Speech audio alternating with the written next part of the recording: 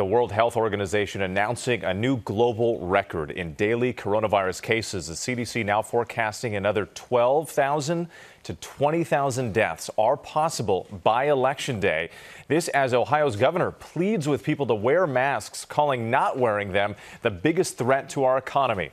ABC's Trevor Ault has the latest. This morning, 10 months into the coronavirus outbreak, a new record high in global cases. 350,000 infections reported Friday, Europe topping 100,000 for the first time, and more than half the United States seeing cases climb. What's been really heartbreaking for me is seeing entire families admitted to the hospital. The number of hospitalized Americans jumping to 34,000, a spike of 4,300 in 5 days, with 11 states hitting record hospitalizations over the course of the week. We have 20 of our 24 beds occupied by COVID-19 patients. This is definitely putting a tremendous amount of pressure on our community. Potentially explosive viral spread reportedly happening around the country. In Maine, 400 people possibly exposed after a hockey ref tested positive. A week into in-person learning in Florida's Miami-Dade County, 4 schools now reporting cases. One Wisconsin bar owner sharing his battle from a hospital bed. I want everybody to know that this is real.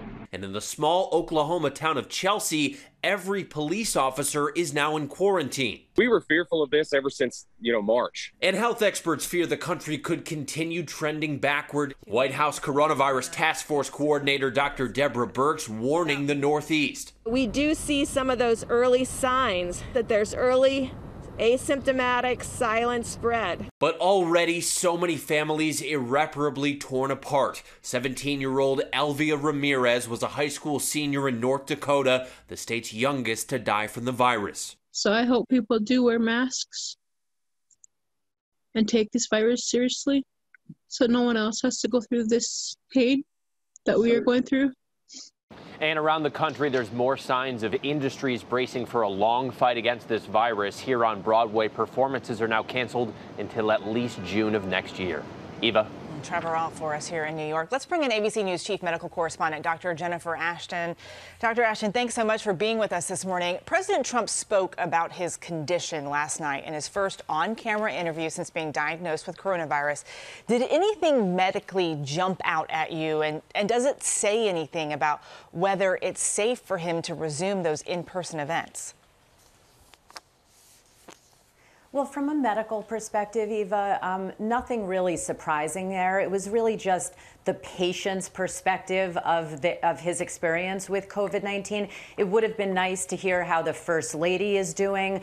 And I really have to caution, there are so many doctors trying to connect the dots on the president's personal health right now and his disease course. Unless you are looking at the president's medical record, that is complete speculation. And in terms of his appearance today and resuming schedule, I think we have to go by the CDC guidance, which says clearly 10 days from the first onset of symptoms or 2 sequential negative tests 24 hours apart. It's very possible that the president will be meeting both of those criteria, but we cannot speculate on this. Yeah, Dr. Ashton, there's a lot we don't know, a lot of details we still don't know. The CDC has added overweight to its possible risk factors for getting severely ill from COVID-19. How concerned should people be about those extra pounds right now?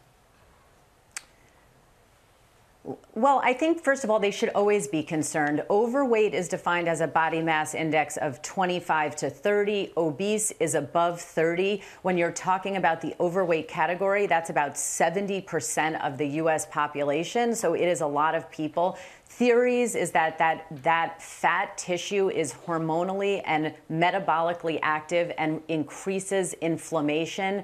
So right now, just one more reason to tackle. But to be clear, Eva, both overweight and obesity are considered chronic conditions. So this is not easy to just deal with on the drop of a dime. Yeah, definitely not easy for people dealing with that. And the CDC study also has something on hotspots showing a, quote, urgent need to address transmission among young adults. Why is that such a crucial component to containing this virus? So they tracked data in June and July of hotspots all over the country and found that there was an increase in rates amongst people 0 to 24 years of age. And then 3 to 4 weeks later, we saw subsequent increases in older, more high-risk adults, really driving the point home that this population, 24 and younger, is key, not just for their own protection, but for the protection of the more vulnerable groups. Dr. Jen Ashton always helping us break down the science. We appreciate you.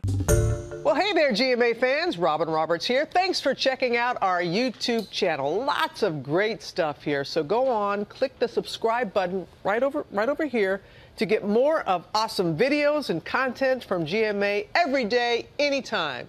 We thank you for watching, and we'll see you in the morning on GMA.